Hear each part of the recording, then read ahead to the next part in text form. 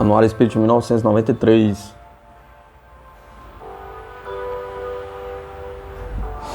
Criança gênios.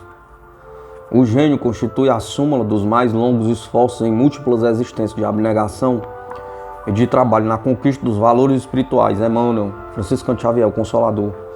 Em uma estação de Moscou, Sergei Skulte, 9 anos, já fala inglês fluente e escreve romances policiais nas horas vagas.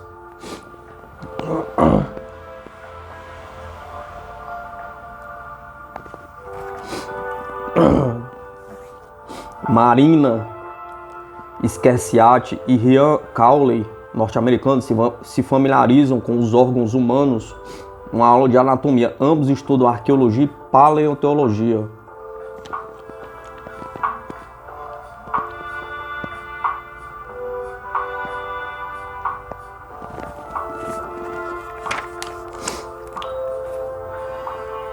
O Spielberg de fraldas. Ele tem só 6 anos, mas já é um cineasta tão fantástico que parece uma mistura de Steven Spielberg e Pimentinho. O americano Gregory Scott está atrás das câmeras desde os 4 anos. Já tem vários filmes escritos, dirigidos e produzidos por ele próprio. Agora, contratado pela Universal, inicia este mês a filmagem de Baywatch, sem tirar as fraldas.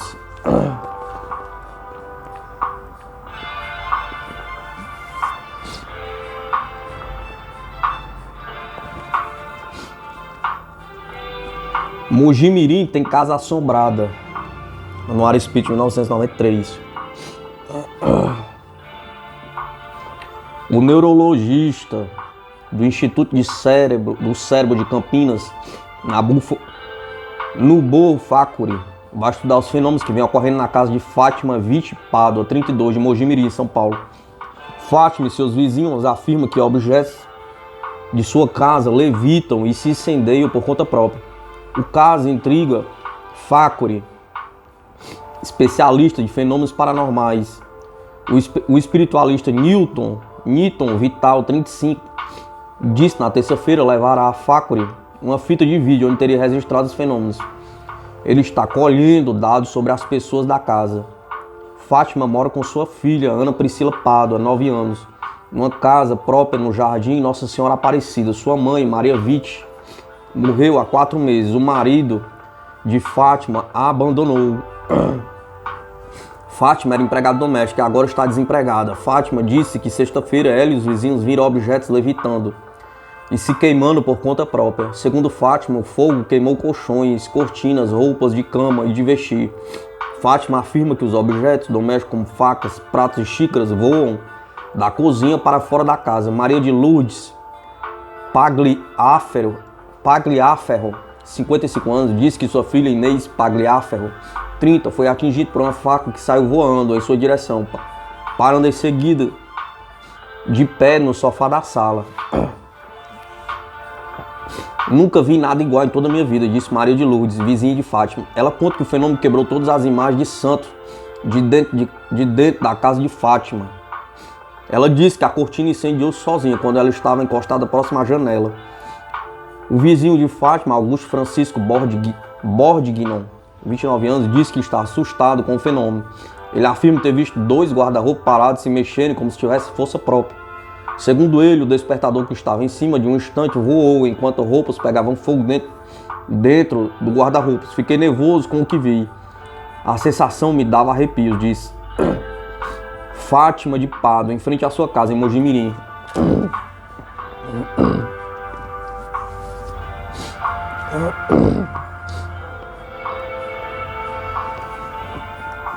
O fenômeno divide a opinião de especialistas de religião. O espírita Paulo Prado, 48 anos, disse que tanto Fátima como Priscila podem ser médios de efeito físico, capaz de produzir involuntariamente fenômenos sobrenaturais. Do correspondente Folha Sudeste, São Paulo. Folha de São Paulo, 1/6 de 1992. Anuário Espírita de 1993. O testemunho do ator Michel Landon.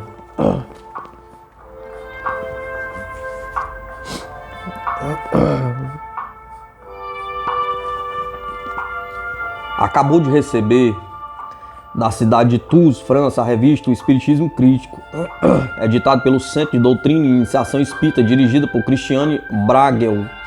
fez parte da comissão de redação, entre outros confrades, Roger Pérez, presidente da União Espírita Francesa, o qual esteve entre nós por ocasião do Congresso da Federação Espírita do Estado de São Paulo. Entre os artigos destacam um passo que passa a traduzir, dado seu enorme interesse popular. Eilo, Michel Lando, que os telespectadores conhecem pelo seriado americano A Pequena Casa de Campo, desencarnou recentemente com a idade de 54 anos, em consequência de um câncer no pâncreas. Ele combateu a doença corajosamente, como sempre viveu, pois sua vida foi marcada por toda sorte de provas. Em seu papel em Os Caminhos do Paraíso, na TV brasileira, esse seriado tomou o nome de O Homem que Veio do Céu, no qual encarna um ser que, sob a forma de agênere, manifesta-se na Terra para auxiliar os homens em dificuldade, aproximando-os mais de Deus. Ele conta que depois desse seriado teve provas pessoais sobre a sobrevivência após a morte. Logo que meu pai morreu, fiquei velando em prece perante seu caixão. Quando senti um leve toque em minhas espáduas, escutei nitidamente a voz de meu pai dizer: "Não fique triste, meu filho, pois estou feliz." Até hoje jamais disse uma palavra sobre este fenômeno, mas fiquei convicto de que meu pai havia falado comigo. Esta experiência foi para mim tão marcante que secretamente estava decidido a fazer um dia um filme na qual a citaria. O sucesso do seriado Bonanza e A Casa de Campo, nos quais havia eu tido um papel principal, facilitou esse projeto. Comecei a escrever o roteiro e, coisa extraordinária, as ideias vinham-me com rapidez e clareza tão perfeitas que terminei o trabalho em tempo recorde de 3 dias. Este foi para mim uma prova irrefutável e inolvidável da intervenção espiritual de meu pai. Eu havia dado ao roteiro o título de O Filho de Sam e desejava que o papel principal fosse interpretado por Eli Wallach. Esse ator se parecia muito com meu pai e tinha o mesmo nome que ele, mas ele estava sendo tão solicitado que eu tinha pouca chance de consegui-lo para rodar o filme. O incrível, porém, aconteceu. Assim que este comediante terminou a leitura do roteiro, concordou em participar da película. Durante a filmagem, quando eu observava o olhar de Eli Wallach, que era um ator cortês e amável, via então os olhos de meu pai. Ele parecia meu pai neste papel, seus gestos, suas atitudes, sobretudo no seu modo de usar o chapéu. Eu permanecia frequentemente emudecido, olhando. Eu era, nessas ocasiões, atravessado por correntes fluídicas que nunca sentira. As cenas e as últimas montagens foram terminadas e eu perguntava mentalmente a meu pai se ele estava satisfeito com o trabalho. A fim de alguns instantes, uma grande calma me invadiu, acompanhado de uma sensação de profunda quietude. Então escutei claramente de novo a voz de meu pai que me disse: "Sim, meu filho, eu estou satisfeito." Nós não faremos nenhum comentário sobre este testemunho, certo de que nosso irmão Michel Landon terá podido encontrar no último instante de sua partida do mundo terrestre a rota da eternidade, porque era bom e generoso. Todos os atos da sua vida o provam. Os fatos relatados por este ator confirmam em todos os pontos a veracidade da doutrina espírita, a qual somos unidos e fiéis servidores. Jornal Espírita São Paulo, 12 de 1991. Anuário Espírita, 1993.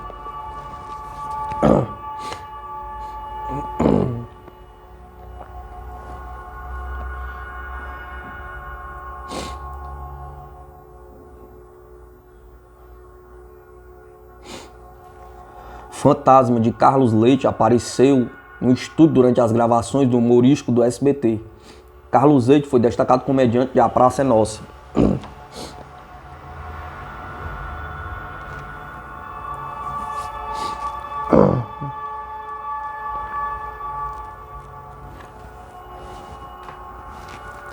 Carlos Leite não quer deixar A Praça é Nossa. Leite, que morreu no início do ano, apareceu num estúdio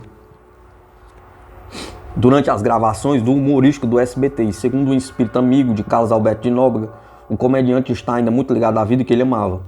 A aparição de Carlos Leite no SBT assustou a todos. Janice Dalzotti, uma das produtoras de A Praça é Nossa, disse que viu o comediante nitidamente. Ele vestiu o mesmo boné preto e a jaqueta vermelha de sempre. Leite ficou perto da produtora Abela, sem que ela o percebesse, por um bom tempo. Fiquei impressionada, mas percebi que ele estava bem, sorridente e tranquilo. Fiquei abalada na hora. Jamais aconteceu algo semelhante comigo. E não sou médium. lembra Janice, que contou o fato no centro espírita. Carlos Alberto de Nóbrega também consultou o espiritismo para falar dessa aparição.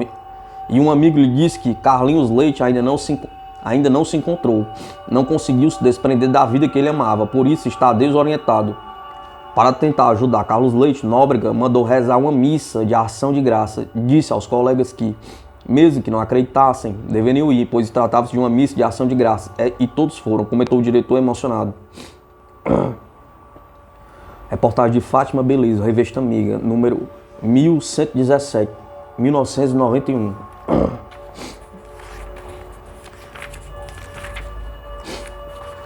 Notícias que merecem destaque.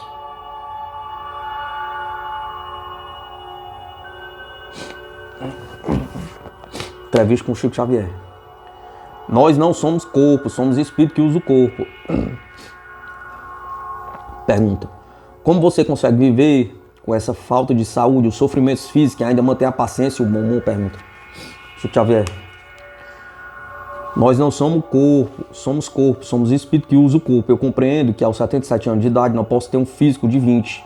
Eu estou doente pelo desgaste, pelo tempo. Dias atrás, um rapaz em Sorocaba parou o carro da rua e me perguntou: seu Chico Xavier, o senhor está doente? Perguntou. Eu confirmei que tinha estado doente e ele continuou: que doença é essa? Eu falei: são 77 anos. Pergunta: Chico, qual a pergunta que você gostaria de responder que nunca lhe foi feita? Pergunta Chico Xavier. Risos. Esta me matou, risos. Nunca me fizeram esta pergunta. Vocês querem que eu responda? Pergunta. Sim, queremos. Chico Xavier concede esta entrevista em sua residência aos jornalistas Batista Custódio e Consuelo Nasser.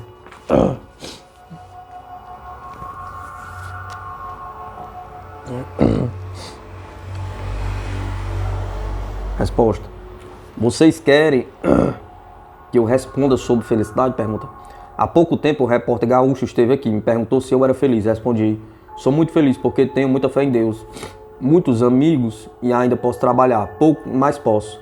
Já trabalhei no Ministério da Agricultura, sou aposentado há muitos anos e para mim um ano bissexto tinha 365 dias, porque a gente trabalhava num domingo para ter descanso no outro.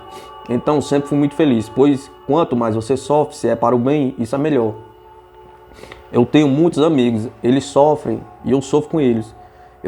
Eu tenho parentes que sofrem e tenho que sofrer. Tenho 4 irmãs viúvas, tenho que sofrer com as legítimas, com as lágrimas delas.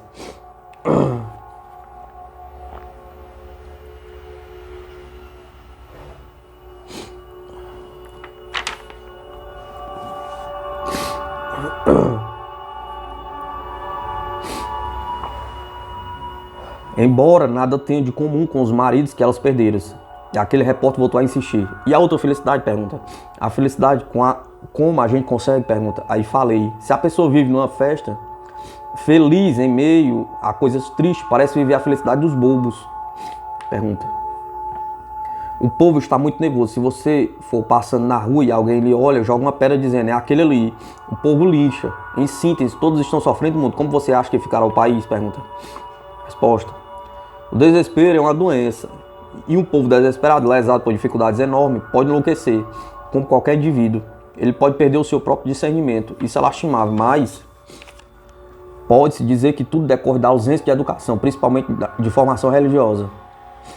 Pergunta. Você irá a Goiânia neste Natal? Resposta. Pretendo ir. Nós temos tantos amigos na colônia Santa Marta que cada vez que eu vou me envolvo em 2 sentimentos contrários: a alegria de abraçar os que ainda encontro vivos e a tristeza de lembrar dos que já não posso encontrar mais. Mas se Deus quiser, eu irei a Goiânia visitar a colônia de Santa Maria, porque eu não iria lá para visitar a Academia Goiana de Letras. Pergunta. Por que não? Você já escreveu mais de 300 livros. Resposta. Eu respeito demais a literatura goiana e tenho uma admiração profunda pelas escritoras Rosarita Flower e Neile de Almeida. Admiração nascida do íntimo. O que eu posso apresentar de novo na terra de Bernardo Elis? Pergunta. Mostrar um corpo que já está capengando? Mostrar uma ruína humana? Pergunta. Há pouco tempo, um jornalista me disse: eu estou te procurando há 15 dias, somente agora te achei, mas achei uma ruína humana. E eu falei: graças a Deus, porque o Senhor me coloca no meu próprio lugar. Pergunta. Qual dos seus livros você mais gosta? Paulo Estevam? Pergunta. Resposta. De todos que eu prefiro, de todos, o que eu prefiro é Paulo Estevam, mas há um livro que me fala muito ao coração. É o Boa Nova, do Espírito de Humberto de Campos. São palestras de Jesus com os apóstolos. Pergunta. Como você vê o papel da imprensa? Pergunta. A imprensa é a grande comunicadora. Sem a imprensa nós estaríamos em colinas e morros, com muita pouca diferença dos índios e primitivos. Agora eu creio que a imprensa consciente deveria formar um conselho com os seus próprios elementos, os mais responsáveis. Uma cúpula de 6 homens ou mulheres para criticar e criar normas éticas. Somente assim se evitaria esses desatinos que nós estamos vendo. A censura oficial é inconcebível. Se a imprensa tivesse um conselho próprio, fora da autoridade ditatorial dos governantes, seria modificado para melhor. O clima do Brasil é de desesperança. Nós somos lesados no lugar e desistimos de brigar, porque todo mundo está roubando mesmo. Ou então, nós mergulhamos na letargia e justificamos. A minha vida está boa, porque arrumar confusão para ajudar os outros? Pergunta. Eu pergunto como se pode conciliar o espírito cristão de solidariedade com o pacifismo que o Cristo pregou, mandou de oferecer a outra face? Pergunta. Resposta. Eu dou assistência a companheiros da periferia que sofrem grandes dificuldades. Sei que Uberaba é muito rica, mas nunca fui à casa de ninguém e perdi nada. Levo o que tenho ou aquilo que me colocam nas mãos. Então, conversando com irmãos em penúria, procuro amenizar a revolta deles e não aumentá-la. Se a criança está doente e eu posso dar um remédio que não dependa de uma autoridade médica, eu faço o possível. Se um indigente morre e seus parentes não querem que vá para uma sala de anatomia, providencie um enterro. Agora, se nossos governantes tivessem amor e espírito de compreensão por seus governados, tudo seria modificado. Mas isso teria de começar de cima. Alguém me perguntou: Chico, a assistência é serviço do governo, por que você dá assistência? Respondi: dou assistência como uma pessoa que vê a casa do vizinho incendiada e até que o corpo de bombeiros apareça, a casa já se foi, risos. Então, pelo menos um balde d'água eu tenho que carregar, não é? Pergunta. Lá na revista a gente cultiva a mania de falar e escrever a verdade. Nós devemos mudar isso? Pergunta. Resposta. A verdade é um veneno. Nem Jesus Cristo quis defini-la. Quando Pilatos perguntou a ele o que era a verdade, ele ficou em silêncio. Se formos falar a verdade na vida social, nós seremos considerados indesejáveis e loucos. Então eu acompanho a avenida do contorno. Começam a falar coisas pesadas. Eu respondo assim: bem, mas nós podemos estudar melhor a questão. Vamos analisar de outra forma. Me pergunta qualquer coisa sobre as autoridades que estão governando o Brasil. Eu não vou encontrar meios de defendê-las, mas explico. Eles estão fazendo o possível. Pergunta. Quer dizer que seu conselho é moderação e bom humor? Pergunta. Resposta. Isso mesmo. Nós precisamos do humorismo ou entraremos num tal clima de tensão entre nós. Como a Consuelo muito bem afirmou, seremos considerados loucos. Muita gente diz: não se sabe se Chico é católico ou se é espírita. Por que eu vou hostilizar a religião católica, que é a minha mãe espiritual? Pergunta. Eu não posso, eu sou um espírita há muito tempo para ter essa pretensão e esta disposição de ir contra as ideias que minha mãe me deu e que me servem até hoje. Ela me ensinou a pronunciar o nome de Deus ajoelhado. Olha, para pronunciar o nome de Deus de joelhos dói para chuchu. Eu estou com esse joelho doendo. Certa vez um irmão chegou aqui, eram 5 horas da manhã, ele falou: você me desculpe por eu ter chegado a esta hora tão tarde. E eu disse: não, você chegou muito cedo, pois o dia está amanhecendo. Risos. Cristo não pediu muita coisa, não exigiu que as pessoas escalassem o Everest ou grande sacrifício. Ele só pediu que nos amássemos uns aos outros. Transcrição parcial da entrevista concedida aos jornalistas Consuelo Nasser e Batista Custódio, em Goiânia, 1987. Anuário Speech, 1993.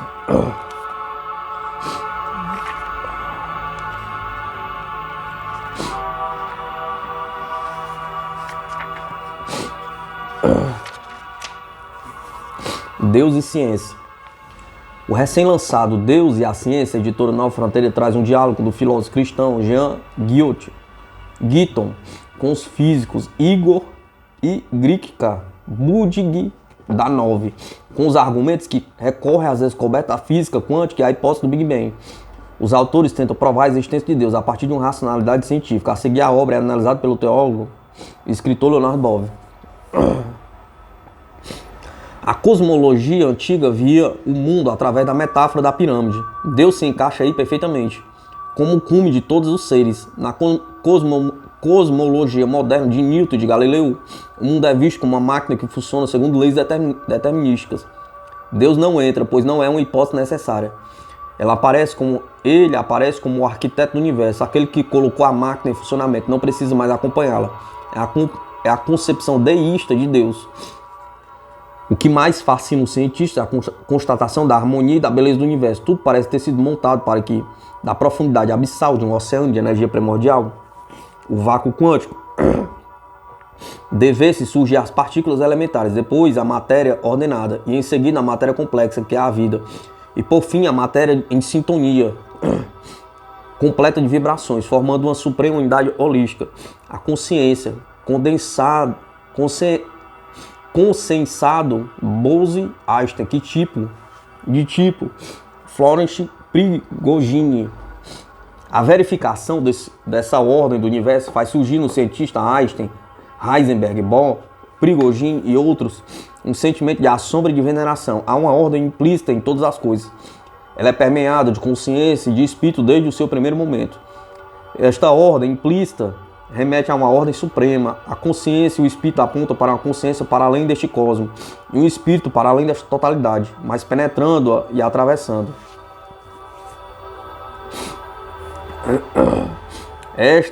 Semelhantes questões são suscitadas e discutidas em detalhe por dois físicos bem informados, os irmãos Bogdanov e o filósofo cristão francês Jean Guitton, nos livros Deus e a Ciência.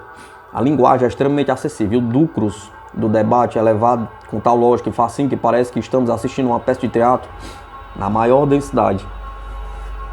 O livro tornou-se best-seller na França, atingindo em pouco mais de meio ano, cerca de 500 mil de exemplares vendidos.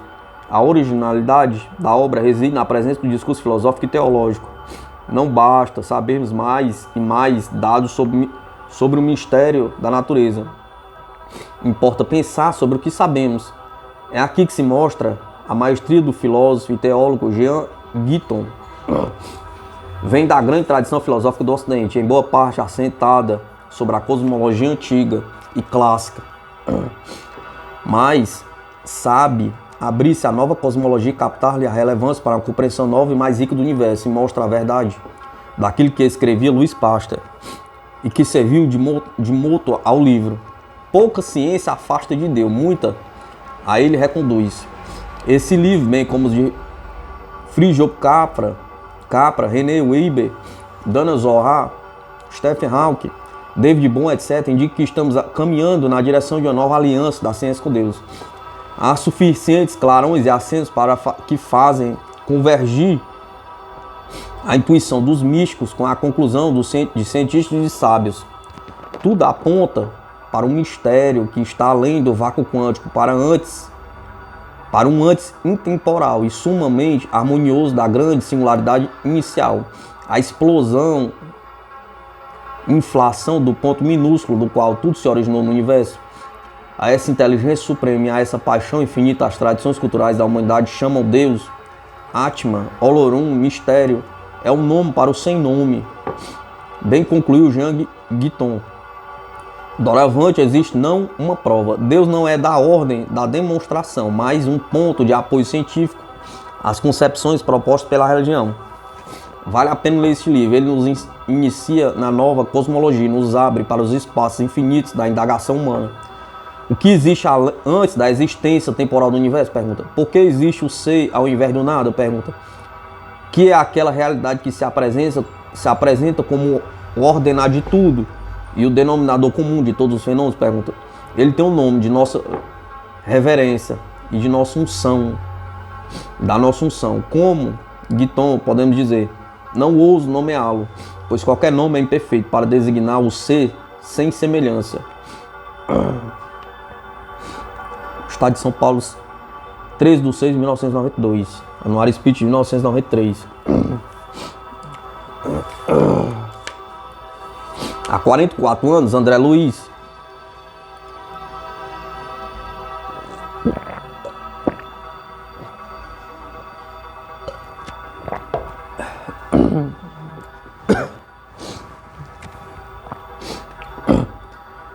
Há 44 anos, André Luiz antecipou a descoberta científica. Ciência acha chave que muda sexo. Estado de São Paulo. Cientistas anunciam a descoberta do gene que determina o sexo. Globo. Desenvolvimento embrionário do rato. Origem da descoberta feita.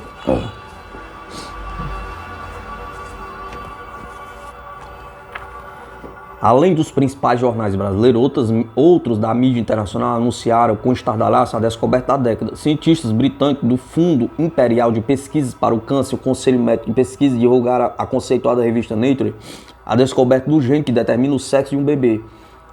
Temendo pelas consequências, o médico Robin Lovell Badger afirma: aplicar a técnica para mudar o sexo de embriões humanos seria moralmente indefensável e fora de propósito. A ciência acabará por propiciar meios porque não faltarão clientes para que surja a cirurgia inversão de mudança de sexo do embrião humano, que proporcionará fortunas aos inescrupulosos, como já vem ocorrendo com o aborto, que também é moralmente indefensável e fora de propósito. A premonição desta descoberta tão fantástica, tão preocupante, foi feita por André Luiz na obra No Mundo Maior, psicografado por Chico Xavier, em 1947. No capítulo intitulado Sexo, o autor espiritual diz claramente, abre aspas, a endocrinologia poderá fazer muito com uma injeção de hormônios à guisa do pronto-socorro às coletividades celulares, mas não sanará lesões do pensamento.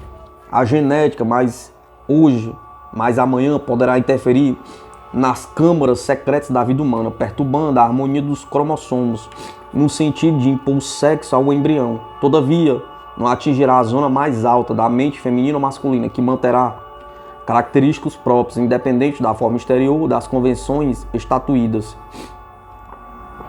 A descoberta, por mais sensacional que seja, não ultrapassa o campo das formas, não irá além dos efeitos e imporá duros reveses aos afoitos, gerando um número assustador de transexuais que perambularão pela sociedade como fruto do capricho dos pais que não quiseram se submeter ao destino.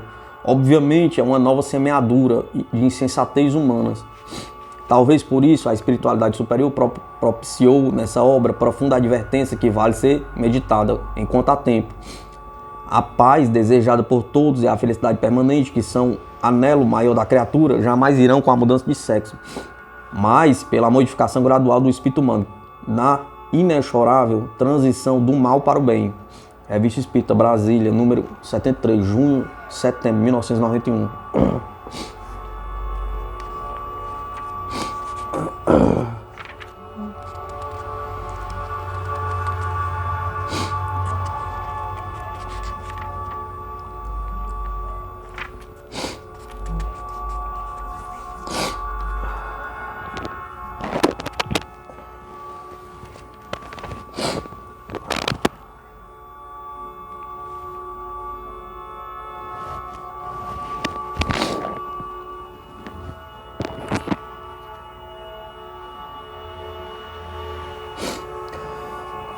François Brunet no Brasil.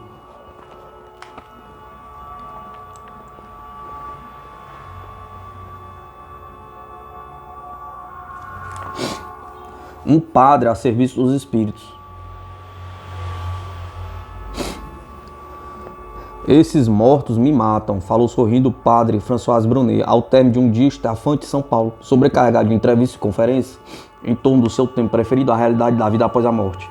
Sacerdote católico da Ordem de São Sulpício, nascido em Vernon, na França, padre Brunet é bacharel em latim, grego e filosofia, tendo complementado seus estudos nessas línguas em curso superior na Sorbonne.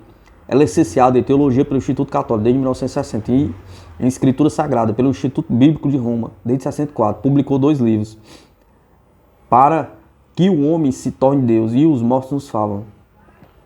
Este último, traduzido para o português, em edição recente da Edicel. Aos 60 anos, Padre Brunet, que domina também o inglês, o alemão, o espanhol e o italiano, é incansável divulgador da transcomunicação, comunicações tecnológicas com pessoas falecidas através de equipamentos eletrônicos, televisor, gravador, computador, etc. Já fez inúmeros programas de rádio e televisão, tanto na França como em outros países, além de conferências e artigos publicados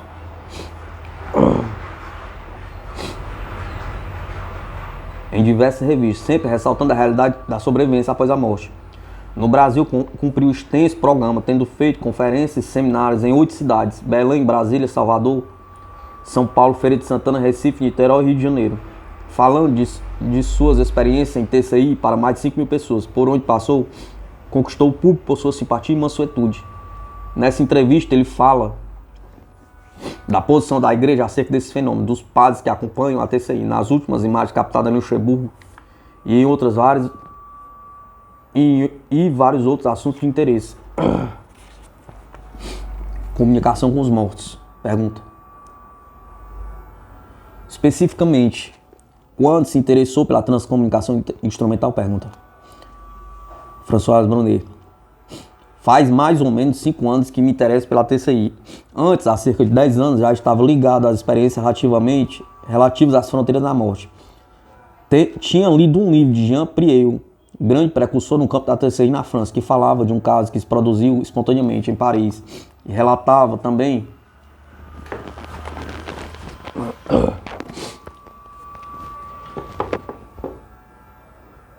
comunicações recebidas pela senhora Alice na Itália, depois da morte de sua filha. Encontrei um editor que ouviu uma das minhas conferências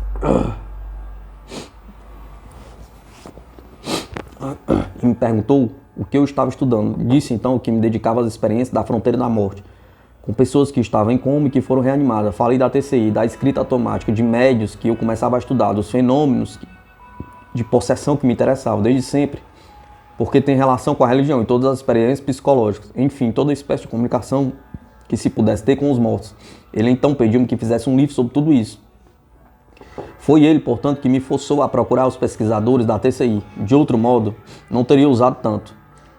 Fui muito bem recebido por todos os grupos. Comecei pela Alemanha, descobri através do primeiro livro da senhora Schaufert. Fiz muitos contatos com os amigos de Luxemburgo, da Alemanha, da Itália, da Espanha, etc. Com a relação do pessoal da igreja, do papado, dos padres, etc. A pressão sobre o senhor? Pergunta. François Brunet. Não há posição oficial da igreja sobre esse fenômeno. Penso que ficará assim, é normal. É uma questão de fatos e não de opinião religiosa, filosófica. O primeiro problema é saber se o fato existe, se é autêntico, e essa questão concerne aos técnicos e aos cientistas. Se for comprovado, então interessa à igreja e a todas as religiões, porque deve-se ter em conta tal fenômeno. A igreja pode dar um aviso sobre o perigo que existe nesse gênero de experiência, e é bem verdade que existe. Pode falar em preocupações na direção que se deve dar a esse gênero de contato com o outro lado. Entre os primeiros pesquisadores, há toda uma série de eclesiásticos que se interessam por esse fenômeno. É conhecido o caso do padre Gemelli, padre católico de Milão, que tinha obtido, desde 1956, 3 anos antes de Jurgenson, voz do outro lado. Ele já faleceu, mas o padre Pellegrino ainda vive, é testemunha porque eu estava em seu laboratório. Temos também o padre Andres Resch, que criou uma cadeira sobre fenômenos paranormais dentro de uma universidade católica de Roma, de Latrão. Portanto, os fenômenos são bem conhecidos em Roma. O padre Andreas Resch dirige ainda o Instituto de Parapsicologia em Innsbruck, na Áustria, tendo visto uma porção de livros surgidos na Itália com casos de pais que perderam seus filhos e que reencontraram a esperança e a fé graças a médiuns que frequentemente têm servido de intermediários através da escrita automática e pela voz. Obtiveram também registro através de gravadores. Em cada um desses livros há alguma página escrita por um padre que conhecia bem a família e que a assistia por ocasião do seu drama. Padre Brunet. Na Espanha há um jesuíta, padre José Maria Pilon, que me convidou para fazer uma conferência na Casa Central dos Jesuítas de Madrid. Muitos dos padres desceram para a sala de conferência. Também estavam presentes o antigo embaixador da Espanha no Vaticano, o antigo embaixador da Espanha nos Estados Unidos, 2 embaixadores que não sei de que país eram, professores universitários, a nobreza madrilenha que desempenhava um papel importante naquele país. O padre José Maria Pilon disse-me para não falar das vozes do outro lado, porque elas já eram bem conhecidas de todos. Pediu-me que falasse das imagens obtidas na TCI, porque ainda não tinha conhecimento a respeito. Quer dizer, no meio eclesiástico, muitos já conhecem os fenômenos e os acompanham atentamente, mas é verdade também que para alguns padres a reação a priori é frequentemente negativa. É por isso que precisam ser informados.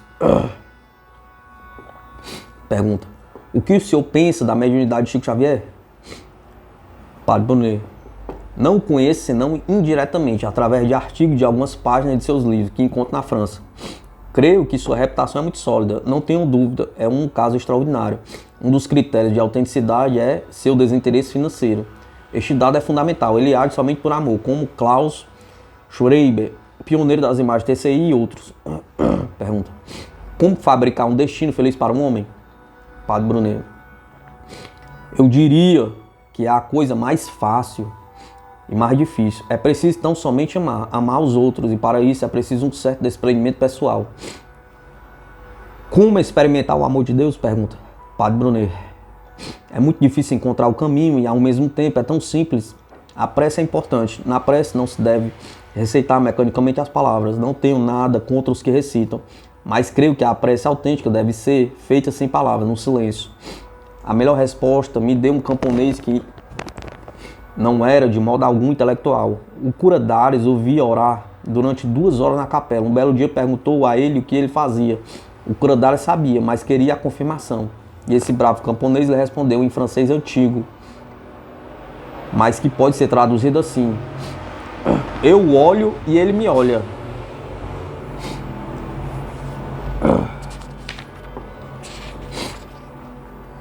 Reportagem da Folha Espírita, São Paulo, número 203, 12 de 1991.